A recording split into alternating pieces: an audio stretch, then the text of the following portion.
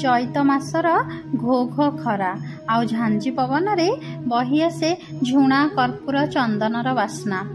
ଗାଁ ଦାଣ୍ଡରେ କାଳେ ଉଭା ହୋଇଛି ମୋ ମା ମଙ୍ଗଳା, ସେଇ ମା ଯାହା ପାଖରେ ବିଶ୍ୱାସ କେବେ ବିଚଳିତ ହୁଏ ନାହିଁ, ଯେଉଁଠାରେ ଭକ୍ତି ଏକ ଅନନ୍ତ ନଦୀ ପରି ପ୍ରବାହିତ ହୁଏ।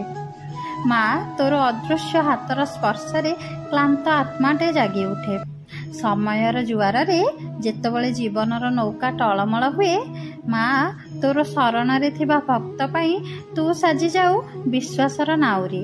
କାରଣ ତୋ ଭକ୍ତ ପାଖରେ ତୋର ଉପସ୍ଥିତି ସ୍ଥିର ଥାଏ ମା, ଅଟଳ ଓ ଅନନ୍ତ। ତୁ ପଣତକାନିର ଛାୟାରେ ଢାଙ୍କି ରଖି ତୋର ଅସୀମ କୃପାରେ ବୁଡ଼ାଇ ଅନନ୍ତ ପ୍ରେମରେ ଆଚ୍ଛାଦିତ କରି ତୁ ତୋ ଭକ୍ତର ମାର୍ଗଦର୍ଶନ କରୁ।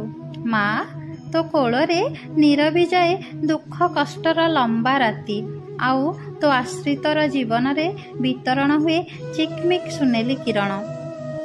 ଆଜି ଚୈତି ମଙ୍ଗଳବାର, ପଥ ପ୍ରାନ୍ତରେ ମୋ ମା ଆଜି ପୂଜା ପାଏ ପନ୍ଥେଇ ସାଜି।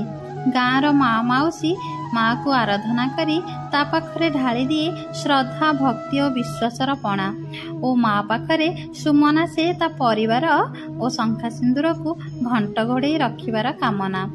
ଆଉ ମୋ ମା ତା ଭକ୍ତର ହୃଦୟରେ ବାନ୍ଧି ହୋଇଯାଏ।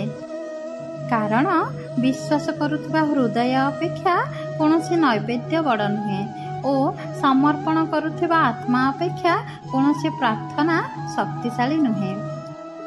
ମା, ତୁମେ ଜଣେ ସାଧକ ଆଖିରେ ଜ୍ଞାନର ପ୍ରଦୀପ, ତୁମେ କମ୍ପିତ ହାତରେ ଶକ୍ତି, ଆଉ ଅସ୍ଥିର ହୃଦୟରେ ଶାନ୍ତ। ମା, ତୁମ କରୁଣା ତୁମ ଭକ୍ତ ଉପରେ ସଦା ରହିଥାଉ।